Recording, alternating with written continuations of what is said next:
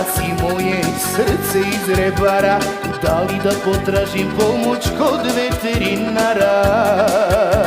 Mora da te turim i u ovu strofu, pa do ljubav mi za noć ko šljiva u kofu.